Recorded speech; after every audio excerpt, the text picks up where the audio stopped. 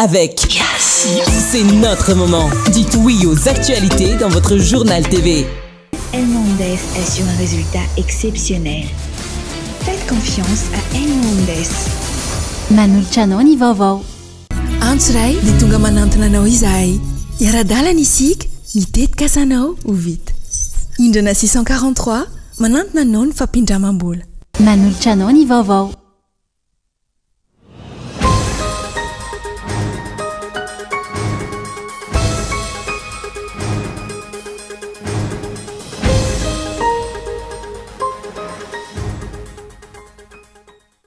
Ny etika amin'ny fifandraisan'ny mpiarabelona io no isan'ny hovoizina mandritra ny fankalazana ny andro maneran-tany fahasivy amin'ny dimapolo ho an'ny fifandraisan'ny mpiarabelona rahampitso. Inona ny mahazava-dehibe izany amin'izao vaninandro sy fahasarotana lalovan'ny firenena malagasy izao? Ilaina ny fanovana ny lalam-pifidianana saingy mila fakan-kevitra amin'ny mpisehatra ara-pifidianana rehetra hitondra fitoniana sy hanarenana ny lesoka nisy teo aloha. Hoy ny mpanao politika nanaovana fanadihadiana androany. Tsy azo ekena ny kajikajy politika fara amin'ny fanitarana ny fepito-piasany ny filoham-pirenena ankehitriny. Ny maraina teo nanao hetsika fanairana ireo mponina eny amin'ny 67 hektara avaratra manoloana ny tranga fanorenana tsy ara-dalàna misy eny an-toerana. Efa namoahany fitsarana didy fampetona ny asa fa vao maika miazakazaka raha ny fanazavana. Ao anatin'io fanorenana io ihany koa ny fantony jirama ka ina hiteraka fahatapahany rano. Fitaovana entina ampiasaina amin'ny asa no ampiasaina ny intelligence artificielle fa tsy natao iankinan-doha, tsy ampiasana ny ara-nitatsaina. Ilaina ihany koa ny tanora mba ho tia karokaroka sy amorona tetikasa hiatrika ny haitarika sy ny fandraharahana. Nisongadin'ireo androany nandritra ny etsika créative minds ny tanterahana tetsy amin'ny kanala Olympia Andotapenaka. Any ivelany nanome baiko ny vondrona Hamas anaiky ny fifanarahana fampitsarana ady ao anatin'ny 80 andro izay narosiny Amerikana na Israel amin'izao fotoana. Ny tsy fanarahany Hamas io fifanarahana fampitsarana ady io izay mety hitarika hatrany amin'ny fahapotehan'ny Gaza tanteraka raha ny fanazavana. Ny andinindin'ireo avy hatrany ary.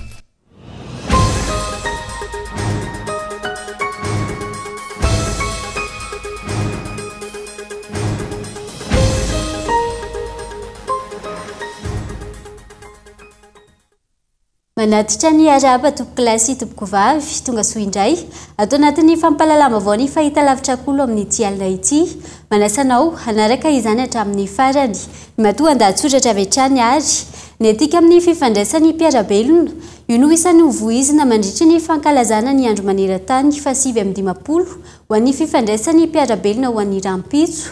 Inona no mahazava-dehibe an'izany amin'izao vaninandro izao sy ny fahasarotana lalovan'ny firenena ankehitriny ary ao ary ny matoa dahatsoratra.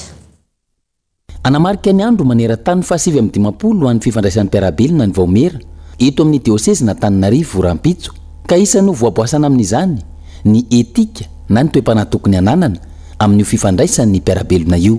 Amin'izao vaninandro iainantsika izao tsy miteraka fanantenana ny fifandraisana fa tahotra sy famoizam-po, fitsarana tendrony sy lolo-po, fizirizirina sy fankahalana no manjaka. Tahotra satria tsy samaneho hevitra intsony ny mponina, boretina sy sakanina raha vao mikasa hitaka ny zony sy ny fampanjakana ny rariny sy ny hitsiny. Tahotra tsy samangataka ny tena zava-misy marina mikasika ny fiainam-pirenena, any ka lasa tompony ny mangataka ny atiny raha tsy ilaza afa-tsy ireny fanaovana soni tany midadasika tany Israely farany teo ireny. Manjaka ihany koa ny fitsarana ny tendrony, tsy misy fanadihadiana akory fa miainga sy mianina amin'ny tondromolotra fotsiny ihany. Manjaka ao anatin'izany ny fanirina anana ka miteraka fanodikodinana ny fomba fijery sy ny hevitry ny be sy ny maro. Manampitrotraka izany ny fanodikodinana ny saina amin'ny rafitra numerika izay efa voaomana mialoha raha tsy ilaza afa-tsy ny fampiasana ny tambatrotra ny tserasera izay manova ny fahitan'ny olombelona ny tena zava-misy marina. Eo anatrehan'izany potika ny fahafahana miasa miaraka, mifanometanana sy mifanampy. Potika ny fahafahana mitady tombotsoa iombonana fa ny fikatsahana tombotsoa manokana no manjaka. Trehina tsikelikely ny fihavanana sy ny soatoavina maha-malagasy ka mifamono mangina toy ny valalan-karona, ny ory tsy havany manana, ny omba mahitsy le lafiny namany. Tofanahiniana voizina etseroa ny fifaninanana ka izay tokony hifanomeza-tanana hifanampiana aza mivadika ho fifanandrinana.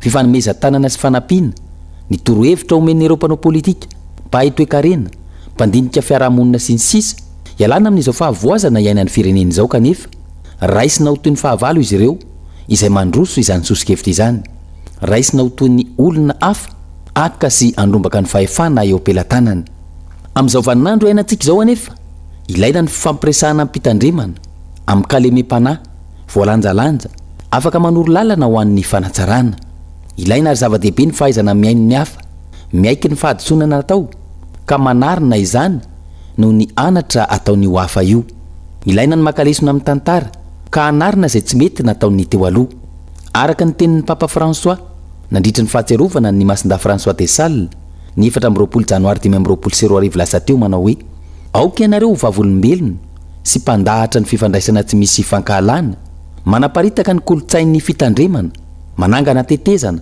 ary mamakivaky ireo rindrina hita maso sy tsy hita maso amin'izao androntsika izao azavela hibaiko ny fifandraisanareo ny famalina tsy nosainina ho izy ary mamafaza fanantenana hatrany na sarotra na misy sarany na dia to tsy mamokatra azy tokony hanana fanantenana hatrany na dia tsy mamokatra azy ny mpitondra fanjakana malagasy izay voalaza ombiny fa leader aty Afrika nazava iny ny vokatra ny fanadiadiana nataony Jeune Afrique fa tsy tafiditra ao anatin'ireo firenena misy 20 aty Afrika amin'ny fahaiza mitantana ny fahaizana mandresy lahatra sy ny fanavaozana i Madagasikara izany hoe tsy tafiditra amin'ireo firenena 20 voalohany mivoatra indrindra aty Afrika na dia nomena loka nomena medaly ka lazaina fa mahay mitarika ihany Rajoelina midika izany fa hita sy fantatra izao tontolo izao ny tsy fahaizana mitantana ny tsy fisian'ny fampivoarana ny firenena ary tsy manana fahaizana mandresy lahatra ihany koa ilaina ny fanovana ny lalam-pifidianana saingy mila fakakevitra amin'ny mpisehatra ara-pifidianana rehetra izany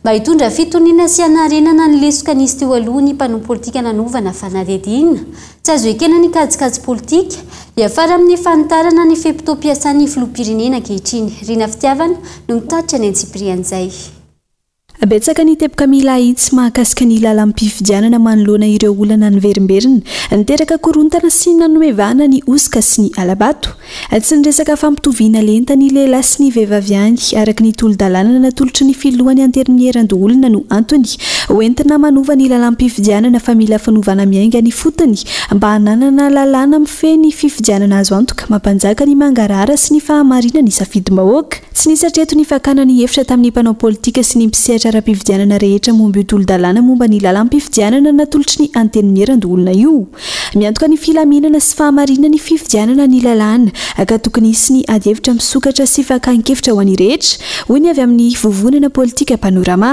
raha anao ihany aza manao sarinady fa tena taovy jerevo hatrany amin'ny fotony maintsy ny lalàna rehetra mikasika ny fifidianana zany inona amin'izay no azo raisina inona amin'izay tsy azo raisina raha misy ady-hevitra tokony ho atao manina raha atao tenerana l izy zay miangavy mihitsy hoe ny CNI tokony amory ny mpanao politika misy eto hitondrana an'izay volavolakevitra za raha nisy an'io naroso ohatran'io dia aleo tena orosoana lalindalina kokoa zany mikasika ny lalam-pifidianana rehetra ny angatahako fotsiny dia hoe aleo tsika mpisehatra ny fifidianana zay taritiny CNI mampiantso fivoriana dia manao an'izay fantsiana ny lalam-pifidianana zay manoloana ny fikasana mety hikitika lalam-panorenana mba hanitarana ny feptom-piasan'ny Rajoelina anahafahany mirotsaka fantelony indray nampitandrina ity mpanao politika ity fa tsy azo hitarana ny fepton'ny filoham-pirenena araka ny andininy 7 na dia manana ny maro anisa aza ny antoko ny fitondrana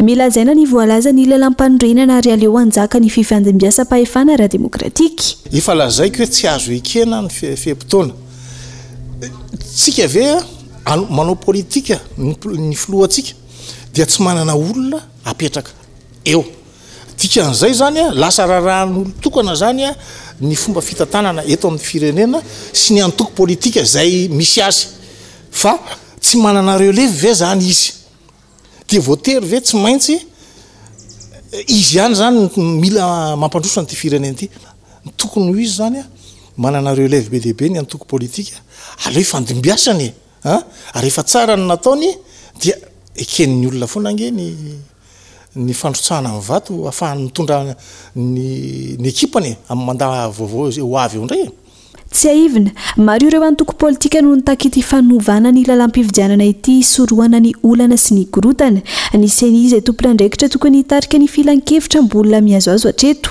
fotoana nefa izao tokony hahafahana manadio ny tokotany amin'ny resaka fividianana raha tsy laza fa tsy ny lisy mpividianana ahitana anarana miverimberina sy tsy tafiditra ny bilitany paritaka na voamarina alohan'ny fotoana ny olana ny lalam-pividianana izay mila fanamboarana mpilaminana ny zotra-pividianana.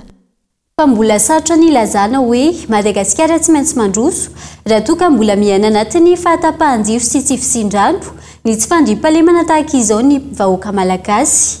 Ny vovonana RMDM izay miantso ireo tompon'andraikitra sy rafitra miady amin'ny kolikoly eto Madagasikara ijery akaiky ny trangana kolikoly sy ireo olombitsy mambotra ny firenena.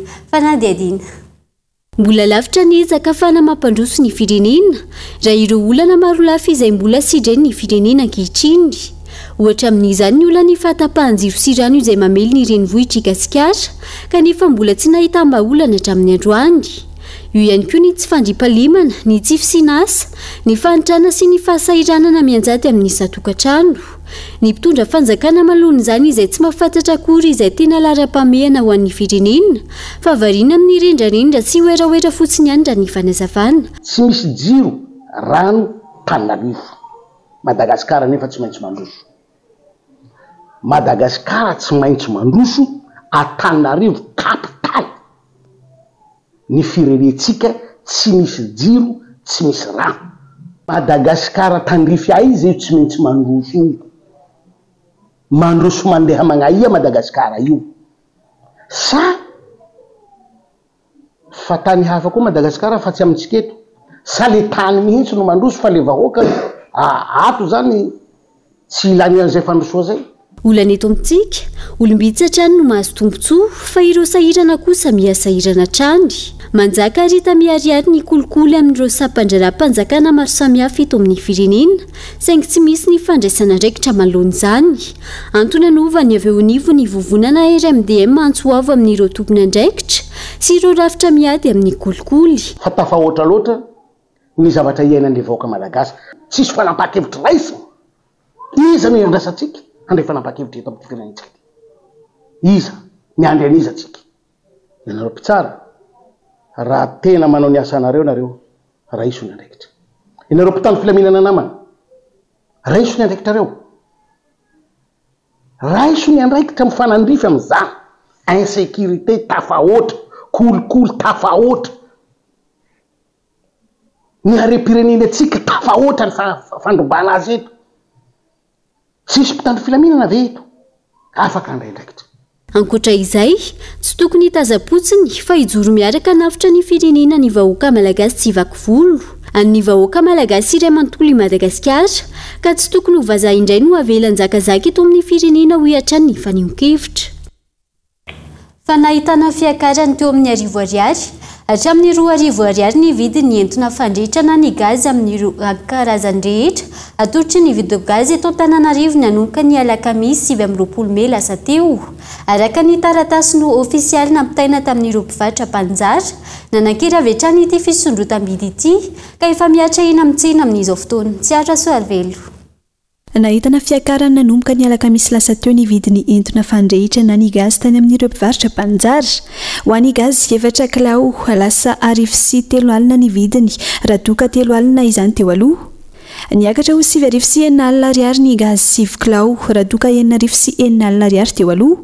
Ho an'ny gazy 12,5 kilao voavarotra ho 8,9 ariary ny vidiny raha toa ka 9,9 ariary ny 12 kilao teo aloha. Ary farany ny gazy 9,30 kilao izay tsy nahitana fiovana mahatratra 1,4 ariary ho an'ny daholobe sy manodidina ny 7,4 ariary ho an'ny mpanjara. Na efa niaina ny hetra amin'ny gazy teto amin'ny firenena tao anatin'ny taona vitsivitsy toy ny hetra 100 vorakitra ity taratasy ofisialy avy amin'ny orinasa mpamokatra ity tsy mahasoroka intsony fiakaram-bidy izay mifandray amin'ny vidim-pitanterana sy ny tsena iraisam-pirenena izany. Tsy mbola nisy fanazavana ofisialy avy amin'ny Vitogazy momba ny antony ity fisondrotana vaovao ity raha mitohy ny fiakarana ka tsy arahan'ny fanjakana politika fiahina mety hiverana amin'ny kitay ny arina fandrehitra indray ny tokantrano malagasy maro raha ny tomba ny mpanara-baovao. Zavatra izay mety hanamafy ny fahasimbany tontolo iainana sy ny fahasalamam-bahoaka. Nanao hetsika fanarana ny maraina teo ny poneny 67 hektara avaratra malona ny trangana fanorenana tsy ara-dalàna izay misy eny an-toerana amin'izao fotoana efa namohany fitsarana didy fampetona ny asa fa vao maika ny azakazana kanefa ao anatin'io fanorenana io no misy ny fantsony zirama izay ina hiteraka fahatapahany randra ny fanazavana onina saina no mitatitra any antsiprian'izay toerana tsy azo anorenana araka ny prescription d'urbanisme tsy manaiky ny fanorenana tsy ara-dalàna izay ponina ety amin'ny 720 hektara avaratra ireo nisan'ny sora-baventy tazana etsy amin'ny faritra ny 720 hektara amin'ity fanorenana trano ity efa nisy didim-pitsarana na mpiatony asa fa ny fanohitra tamin'izay no nataon'ny tompon-tany na nafaingana ny fanorenana efa misy taratasy mazava io tompoko didim-pitsarana fampitsarana ny asa dia efa mivoaka io le didy ity mbola mitoy ihany ngamba ataoko fa tsisy ambony mihoatra ny didim-pitsarana satria tsika Madagasikara mbola milazotsika hoe état de droit dia ajaina fotsiny didim-pitsarana dia milamina toerana tsy azo anorenana io ary io efa nisy problème tamin'ny 2022 ka izay fokon'olona rehetra eto amin'ny fokotany 67 hektara avaratra andrefana vakiparitra faharoa dia tsy anaiky an'io tompoko misy fantsona jirama eo amin'ity fanorenana ity antony tsy azahoana manorona eo raha ny fanazavana efa manomboka miparitaka ny rano maloto ary ahina hitombo zany raha tsy misy ny fandraisana andraikitra fa hatramin'ny 2000 zany izy ity no efa nisy olana ty tany ity nisy olona foana nikasa haka io tany io mahita azy malalaka eo fa tsy fantatra le olona misy fantsona lehibe eo ambanin'io dia mikasa ny anorona fanorenana eo izy dia efa isaky mitady misy anorona zany hoe misy mividy nisy nanao fampirarahana tany amin'ny Seimady tany dia nanao zavatra tsy netinety tany dia avy eo dia rehefa nanorona le olona teto dia foana fitsarana ny permis de construction navoakan'ny commune tamin'izay fotoana izay taty aoriana nefa namidy ny olona io indray le tany dia misy olona hafa indray maka an'le tany zany hoe ity olona farany ity zany zao dia olona fandimina mikasa anao teo ny zavatra hitranga sy hipotra aoriana n'izao zavatra fanorenana zao sady efa tsy manara-dalàna fa satria efa matoa misy didim-pitsarana mivoaka eo dia ny zavatra hiandrana eo dia ampisotro rano maloto ny vahoaka mihitsy satria ifangaro ny rano tay sy ny rano jirama raha vovaky io fampihinanana maloto zany ny afarahana io ka tsy ekenay zay zavatra zay vahoaka zany rano efa zarara mandeha raha vaky eo amin'izay teo be an'ny jirama io satria conduite ngeza-be ny ao fa tsy conduite kely oatra ity miantso ireo tompona andraikitra isanambaratonga ny hijery akaiky ity raharaha ity raka izany ny mponina eny amin'ny faritra ny 720 hektara avaratra andrefana disadisa mpiaramonina kosa indray ahina hivadika zavatra fanitsy fifankazahoana eo amin'ny foko Antanosy Antesaka ao amin'ny fokotany Amboangy disrikana Amboasary Atsimo amin'izao fotoana tsy mifankahazo tanteraka ny samy mpiaramonina noho ny fialonana ho ny tangalamena ao an-toerana ka mila vahaolana maika raha ny fanazavana ka eto Andriatsilavy no mitatitra ny Antsiprian'izay ahina hitatra amin'ny zavatra hafa ny tsy fankahazona eo amin'ny Antanosy sy Antesaka ao amin'ny fokotany Amboangy commune ambanivohitra Mahaly distrikany Amboasary Atsimo ankehitriny ankoatran'ny Torabato olona roa no efa naratra vao tifitry ny basy ary omby misy 700 no efa very mbola mitoy ny fifanoloanana ka miseho amin'ny famporosiana ny ankiziady sy famono ifandray toy ny mpifahavalo rehefa nanontaniana ny olobe tao an-tanàna ny fialonana no fototry ny olana raha ny nambarany ny fototry ny ty ady foko eto Antesaka sy ny Antanosy ity dia sy misy zavatra firy fa resaka fialona fotsiny satria nandritry ny fahatongavany abanay eto hatrizay da resaka fitondra zay zany ny asan'ny ababenay sady ny abanay teto ary ny lovanay hanany ka raha miroborobo zany ny fiaignanay ao ny resaky fambolena fiopia na ny fitondra amin'ny tanà avo aza zahay aby zany presky mitondra lany ho filohan'zay raha zay kio zany ny tena mampisy fialogna andry zareo eto ka ny hagnilikilihanay Antesaka eto Amboangy eto ka voatery zany zahay nangatako fokotany satria da nelandreo nampelandreo andreo hoe melanay zay atao hoe Antesaka eto fa zahay sy ary fokotany aminazy agnontanianay nefa ny dikany sy voavaly fa de hoe de isika misaraka avao fa halainay nareo mampadikidiky anay miharo miaraka aminareo efa nandray fanapahakevitra ny lehibe ny distrika Mantoerana sy ny OMC ka nametraka fokotany vaovao nampisaraka ny Roatonta vokany tsy mifanitsaka tokotany na kasoavana na ankaratsiana ireo foko roa ireo dia amin'izay sy mifagnety maty sy mifagnisaky tokotany nefa tanà raiky fokotany raiky agnisany mampalahelo anazy zavatry zay dia nanovako tato sy moa agny ambaratonga agny zay ka miandry hatra am'izao zany zahay mba hagnamboarany ty toeram-boangy ty satria zay ny tena tinako hoe mba midigna ifotony anareo mpitondra hagnety hamahany zao olana eto zao tsy nety nandray ny mpanao gazety ary tsy naneho ny heviny kosa ny tangalamena avy amin'ny ankilany manoloana ity toetra raha ity tsy miditra lalina amin'izao toetra raha izao ny foko Antandroy izay mpiziva amin'ny Roatonta tahaka izany ihany koa ny bara izay nitao amin'ny Antanosy anatevin-darana azy ireo tsy hivina trany indrika isehon'ny fihavanana malagasy nataon'ny razambe tany alohany ziva izay mampifandray ny foko samy foko matetika ziva avokoa no ny avian'ny foko malagasy lasa mifankateno ny velirano natao ny olona samy hafa foko ka toy ny mpihavana akaiky ny foko biziva dia tsy maintsy mifanampy saingy ny mifanohitra amin'izany no hita eny anivony ny fiarahamonina ankehitriny raha ity tranga ao amin'ny distrika Namboasary Atsimo ity no jerena dia lafiny vaovao iny ihany koa no entina miseto anatin'ny doka varitra fohy ndao ary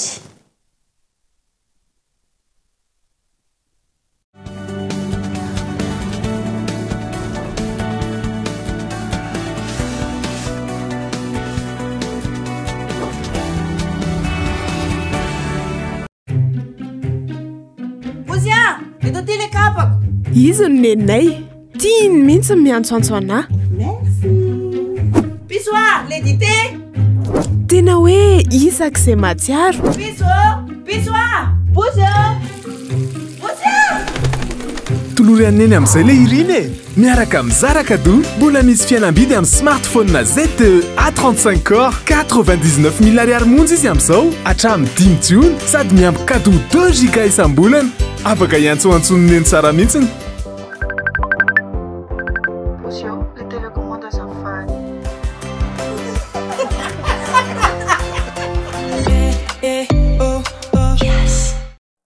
Sarbidy ny fotoana ka na ny segondra ray azy manandanja aza velo resiny rotoroto ireo fotoana mamy manokana fotoana ho anao sy ireo olona akaiky ny fonao ho any nofinofinao sy ny tetikasanao miaraka amin'ny indrana 643 ao amin'ny PAMF miamora kokoa ny fiainana aza miasa saina fa ho karakarainay ianao antso ray dia tonga manantona anao izahay iara-dalana isika ny tetikasanao ho vita indrana 643 manantona anao ny fampindramam-bola.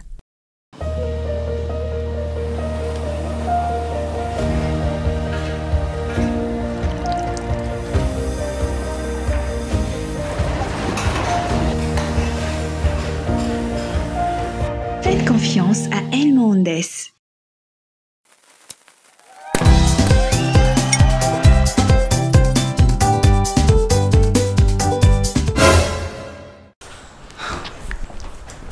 Décrasse, manala crasse. Décrasse, manala crasse. Yala tsy manakery ny crasse. Mampiasa décrasse. Tsy misy loto tsy afaka ny décrasse. Décrasse. Zay an, décrasse an. Tsara be izy ny café au lait ndrizany tansa. Tsara rô flandy e. Satria ronono mandry top les nouvelles recettes nampiasaiko. Top les nouvelles recettes. Tena top. Manolotra fihenam-bidy anao ny top lait arivo sy ray alina ariary ny lehibe ary efatra arivo ariary dia efa mahazo ny kely.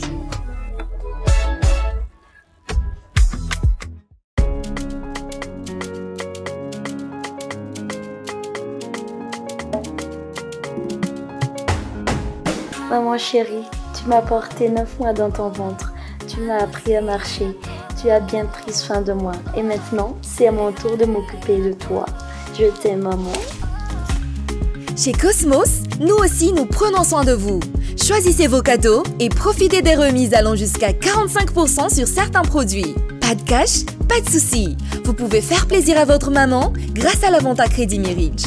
La fête des mères avec Cosmos, c'est du 13 mai au 9 juin.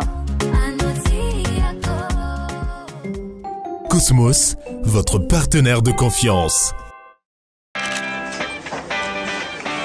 Why tola sa misy volofotsy indry? Le tsy inona koa izao ny ataoko amin'io? Zaky manana vahaolana. Shampoing colorant belle ky ny vahaolana mety indrindra. Ahositra tsara ohatran'ny shampoing, alona mandritra ny 5 ka hatramin'ny 10 minitra ary kobanina tsara. Misy akora natoraly ao amin'ny belle, olive, noni ary vahona izay miaro amin'ny volonao. Mahazo volo miloko natoraly, mangirana, malefaka ary maharitra. Ary misy gants-tanana omeny mivarotra isaky ny mividy belle ray. Shampoing colorant belle pour une coloration parfaite et soignée. Vous l'ai-je déjà dit? J'aime être avec vous. Dès le réveil, vos petits rituels me séduisent. L'attention que vous portez à vos enfants, aux plus petits comme aux plus grands.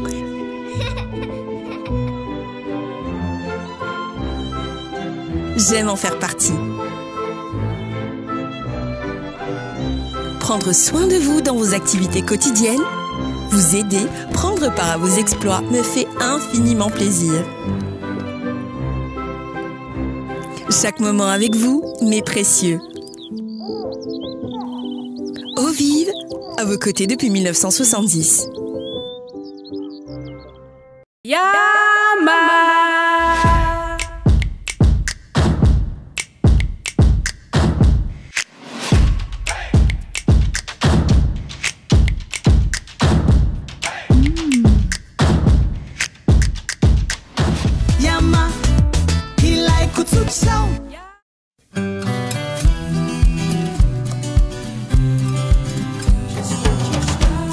Fer 5. Calcium et vitamine A avec une bonne dose de rire. Une recette source de 4 nutriments essentiels. Parce qu'il faut de bonnes choses pour bien grandir. La vache qui rit parce que c'est bon de rire.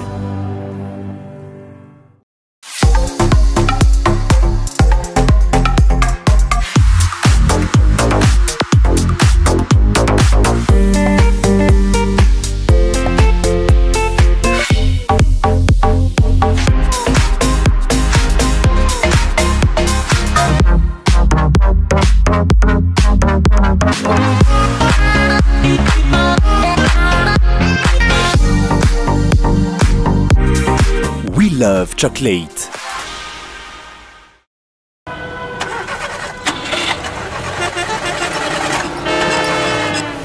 Morany koa mba sofio lesy fa inona ny tiany olana aiza laha teo tsy velona lesy le fiara taraiky indray le batery raha nefa teneniko foana hoe batery Bionix ampiasaina e tsara kalitao tapitra hatreo pana Bionix, le batterie maharitra tsy misy fetry. Mikolana nga? tsy mazaka indray le batery nefa mivadika ho teraka mila makany amin'ny hôpitaly engy an'izay Ndao ny fiarako aloha ampiasaina ary e batery Bionix ampiasaina tsy manary anao mitao tsara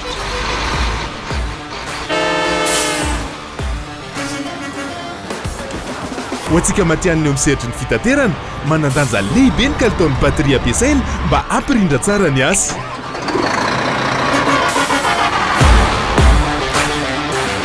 Bionix, batery misy karazany ho an'ny fiara rehetra. Bionix, matanjaka sy maharitra.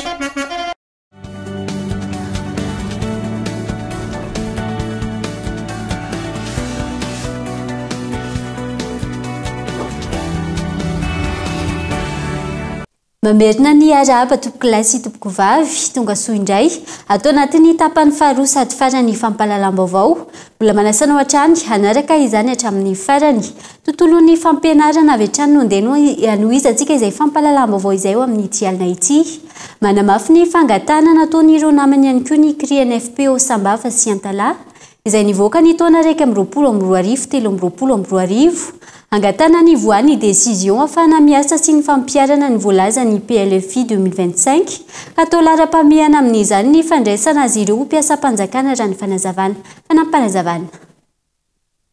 Mba tsonjovy izay mpiofana rehetra manerana ny Madagasikara fa tena sahira.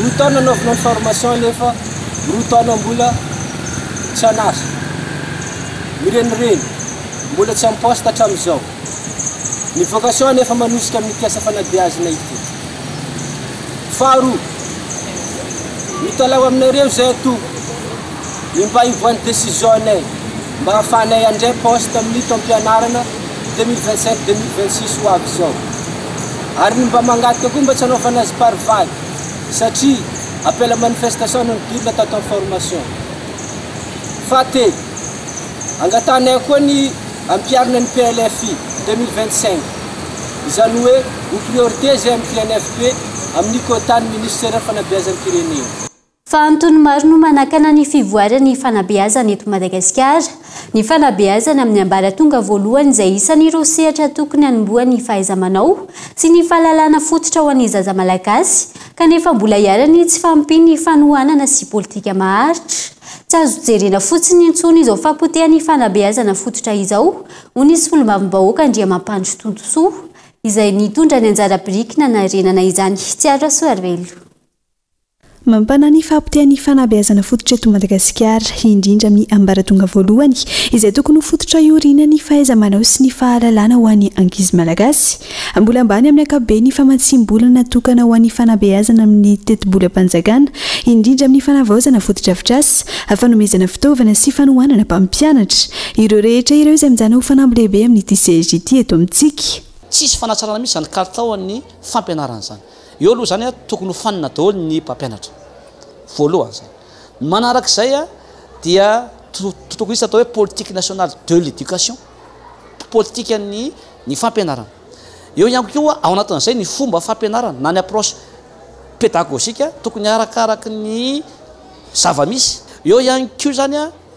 lea ny fototra-afitrasa zay tokony ho atao amin'izao fotoana zao raha manao hitra fototra-afitrasa amin'izao na ny EPP manara-penitra io na CEG na inona voavy ny orana ny cyclone dia rava simba ao anatin'izay eo ihany koa ny fitaovana ho an'ny mpianatra ka tokony jerevana manokana misy ty fanabeazana ity fa tena hoe ny empotra ary ny kalitaon'ny fanabeazana zany dia tena hoe tsy mandeha amin'izay tokony izy trony izany fampianarana zany nefa raha tiatsika ho any anarina ny toe-tsaina raha tiatsika ny hoe anana zany hoe tanora vanina ankizy vanina mpianatra vanina anany maizy azy hitondra ny fiarahamonina sy ny firenena ireo dia ny fampianarana ny tokony isy fanatsarana isan'ny fampanantena ny fitondrana rajoelina ny anarana ny sehetry ny fanabeazana ratsaivina raha izao zava-misy izao anefa mitazapotsiny ihany ny mpitondra tsy misy fiovana mivaingana sy ezaka entitra ho an'ny fanarenana ny rafitra hoy ity solom-bavambahoaka ity fomba ifehezana sy ampiroboroboana ny rafitra politika amin'ny alalan'ny fahasahirana ny fanabeazana fototra no ataon'ny mpitondra ankehitriny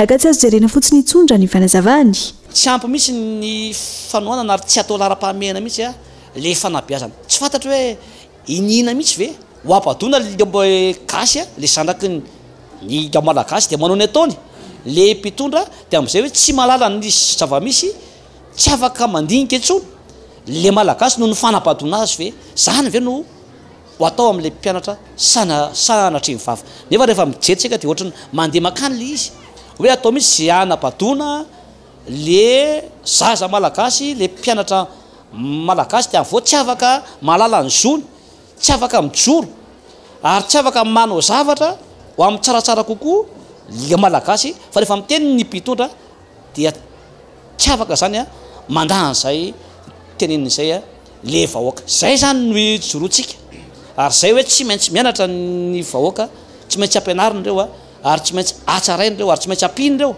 ho voafetra ny fahaiza-manao fototra ho an'ny ankizy malagasy izay hitondra voka-dratsy ho an'ny firenena raha tsy misy fiovana sy ezaka entitra hoy hatrany ny solom-bavambahoaka Andriamampandry Tontsoa nitondra ny anjara birikiny hanamafisana izay tontolo ny fanabeazana izay ny tena ny androany fandraisana anjara mivantana tamin'ny alalan'ny fanomezana cours d'appui memem-pona ho an'ireo mpianatra manomana ny BEPC sy ny BAC ho an'ny zanakambohy manarina fitaovana hoentina nampiana amin'ny asa no ampiasana ny intelligence artificielle fa tsy natao ekinan-doha tsy ampiasana ny aranita-tsaina ilaina ihany koa ny tanora mba ho tia katrokatroka samorina tetika asa hiatrika ny etarika sy ny fandrarana ireo no nisongadina androany nandritry ny hetsika creative minds izay no tanterana tetsy amin'ny kanala olimpiando tapenaka tamin'ity androany ity fanadidina hoentiny irina fitiavana Haingana ny fiazaka zany teknôlôjia amin'ny alalan'ny intelligence artificielle. Efa maro mampiasa azy andavanandro ireo mpisehatra amin'ny lafiny nomerika ankehitriny, kanefa misy ny fenitra tokony arahina ary mitaky fahaiza-manao ny fampiasana azy mba ho fahombiazana no azo avy aminy. Mitondra vokatra tsara ho an'ny fampivoarana ny asa na ny fikarohana ataon'ny intelligence artificielle raha voafehy ny mampiasa azy. Tokony ho fantatry ny rehetra fa fitaovana nomerika ihany izy ka voafetra ny vitany sy ny fampiasana azy. Tsy midika ho tsy mampiasa saina akory ny fampiasana ny intelligence artificielle fa natao indrindra hanampy sy hanamora ary hanafaingana ny asa atao ary mila hamarinina izany. Tena fitaovana le izy ka fa amin'ny zavatra rehetra tsy tokony misy ny atao tokony resitsika foana ny limite hoe misy ny séparation entre addiction indraindray ny olona lasa variana any tsy misaina tsony fa tonga dia mantandy hoe ahoana dia lasa tsy miasa tsony le saina fa tokony mipetraka foana zay réflexion sy fomba fiasa zay hoe ok zao ny objectif tiako atao ny ia dia outil anankiray manampy ana mba hahatratra n'iny objectif iny fa za foana mitondra an'le izy zany tokony hoe manampy le izy tokony hoe mampifaly anao le izy satria misy résultat tianao atao dia iny ia iny manampy anao mba ho tonga amin'ny résultat haingana fa ianao foana mamarana le projet anao zany. Mbola maro ny olona indrindra fa ny tanora no mbola tsy mahafantatra ny tena fampiasana sy ny tombony azo amin'ny intelligence artificielle. Ho fanampiana azy ireo indrindra no tanjona tamin'ity hetsika Creative Minds andiany faharoa izay notontosaina teny amin'ny canal olympiade Hotapenaka androany izay nitondrana famelabelaran-kevitra. Toy ihany koa ny hanomezana sehatra ny tanora amin'ny famoronana tetika asa ampitomboana ny traikefa sy ny heritarika ny tanora amin'ny lafiny arak'asa. Tapatsika fa eto Madagasikara be dia be ny tanora mana-talenta, mety tsy ampy ny visibilité an'zareo, mety tsy ampy koa izay sehatra afahan'zareo miresaka ny projet izay tian'zareo asongadina. Dia io koa zany ny idiran'ny Creative Minds mba ho plateforme, mba ho événement annuel anankiray izay manampy ny tanora mba haniarena zany ny tanora amin'ny teny amin'izay hoe mba tiako aseo amin'ny édition manaraka ty projet ity. Zay ivina efa nanomboka tamin'ny taona 720 no nampiasaina ity intelligence artificielle ity. Fa ankehitriny vao tena miroborobo ity farany. Tsy mitsahatra mivoatra ny atao arakajy mirindra sy ny tontolon'ny teknôlôjia mipoitra, saingy tsy tokony hitarika amin'ny fekenan-dobe loatra izany. Ilaina hatrany ny fandanjalanjana ny fampiasana azy sy ny fandranitantsaina hivoatra ny maha-olombelona. Tsy ampy ny fanohanana avy amin'ny fanjakana atao amin'ireo mpampivelona eto Madagasikara. Vokatra izay, betsaka ireo voatery miala ny toeram-pitsaboana izay asany sy mitsoaka makany ivelany. Antony takiny ireo rasaziny anaovan'ny ministera adsisika amin'ny mpiara-mombonantoka hanampiana ireto farany. Gabaeloa no mitatitra ny antsiprian'izay. Araka ny taremarika ny ministeran'ny fahasalamam-bahoaka dia manodidina ny 10 isanandro ny vehivavy maty noho ny fitondrana vohoka sy namaty eo am-piterahana eto amintsika. Ka ny telo amin'ireo dia zatovavy tsy ampy taona. Vitany mpampivelona ny ampihena hatra amin'ny 500 ny taha io raha toa ka mahazo fanohanana ara-pitaovana ara-teknika sy ny fampiofanana sy ny sisa izy ireo hoy ny fanazavana. Andraikitry ny rasazy tanteraka ny fikarakarana vehivavy be vohoka hatra amin'ny fiterahana sy ny zazakely. Dia natao diriger ny accouchement anao ny ampiteraka izy zany araky ny tenena teo mampiena ny mahasalama n'ireny sy ny zazana vavaka tanjona ary ny ampihena ilay tapafatezana. Ao anatin'izay dia anjarany ao anaty solide de base io anaty service de solide de base ao misy ny hoe soins respectueux zany hoe ny maha-olona no jerena anisany andraikitra ngeda be jerena zany. Misy koa le hoe accouchement sécurisé satria personnel qualifié olona nianatra nahazo fahalalana mahakasika andain'ilay atao hoe soins obstétricaux no manao ny fampiterahana.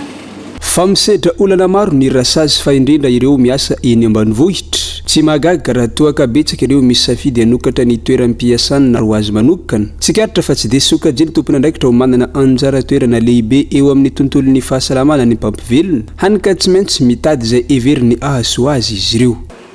Manaka ilay rasazy raha ohatra hoe ilay toerana misy anazy ao ilay kolokoloana ohatra raha izay. Fa indrindra moa dia ny tohana avy amin'ny atao andreo partenaire technique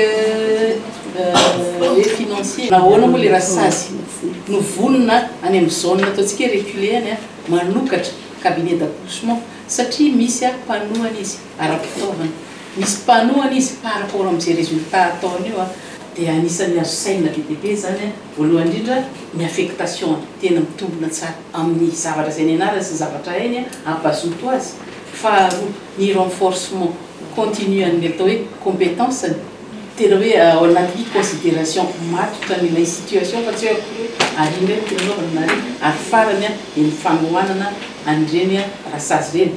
Ankoatra izay fialana ny toeram-piasana noho ny tsy firaharahana mahazo azy ireo dia betsaka ihany koa ny rasazy no misy safidy miasa mankany ivelany. Manoloana izay takiny fikambanany mpampivelona eto Madagasikara ny anaovan'ny ministera tompona andraikitra ny ADSIS amin'ireo mpiara-mombinantoka sy ny mpamatsy vola momba ny fahasalamana anamafy ny fiahina ho an'ireo mpampivelona ireo. Totosa omaly ny lanonana fanoloran'ny PAM na ny programme alimentaire mondial ireo fitaovana nahitana fiara tsy mataho-dalana camion ary fitaovam-pifandraisana ho an'ny BNGRC entina retrehana ny loza hanampiana ireo trabona ireo fampitaovana ireo. Tsy ao anaty bureau sy andrenivohitra ihany no asan'ny Bureau national de gestion des risques et des catastrophes ka antony nisiny izao fiara-miasa izao ny tompona andraikitra fanampanazavana. Donc aujourd'hui, il s'agit vraiment d'une... Ity androany ity no nanomezanay ireo fitaovana ho an'ny BNGRC azony vokatra ara-potoana sy ahafahany manantona any amin'ny toerana misy ny loza. Tsy izay ihany, fa izahay hanampy ny BNGRC amin'ny fanangonana ny antotam-baovao, fanamafisana traikefa, fiahina ny maha-olona, ny fanatsarana fomba fiatrehana sy fiomanana alohan'ny loza. Agir avant que les catastrophes. Ny famonjena ny ainy vahoaka dia betsaka ny fitaovana mety ilaina raha tsy teny fotsiny ny fanamafisana ny tokony ireny sambo ainka-pandeha ireny satria fatatsika fa ny cyclone ny référence ny resaka loza eto Madagasikara ilaitsika zany, ireny motopompe reny ilaitsika zany, marina fa efa manantsika fa tsaratsara kokoa raha mbola miampy reny a. Resaka avy any ivelany kosa indray nanome baiko ny vondrona masa anaiky ny fifanarana fampitsarana ady ao anatin'ny 30 andro izay narosony Amerikana i Israel amin'izao fotoana. Ny tsy fanarany amasa io fifanarana fampitsarana ady io izay mety hitarika hatrany amin'ny fahapotehan'ny Gaza tanteraka raha ny fanazavana. Eo anatrehan'izay mitaky ny fialan'ny tafika Israeliana tanteraka amin'ny faritany Palestina ny vondrona islamika masa. Ny tafika Israeliana kosa andanin'izay mbola manohy ny fanafiana ny pont de Gaza. Ny akamaroany ireo mpona ao antoerana izay ahina isedra no hanana goavana indrindra ireo ankizy raha ny tatitry ny firenena mikambana. Dia ny maresaka avy any ivelan'iny ihany koa tompoko lahy sy tompoko vavy no manakatona ny fampahalalam-baovao tamin'ity alina ity hankasitrana feno ianao nanaraka izany hatramin'ny farany feloma mandra-pitafary ho an'ny rapitso indray.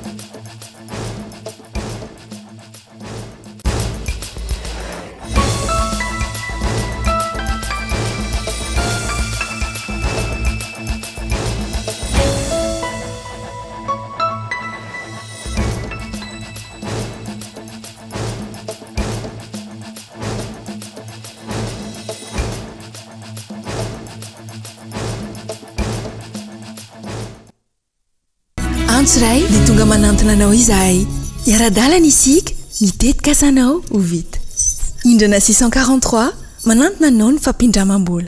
Vous a présenté Nivavao. Elmondes assure un résultat exceptionnel. Faites confiance à Elmondes. Vous a présenté Nivavao. Avec Yes, c'est notre moment. Dites oui aux actualités dans votre journal TV.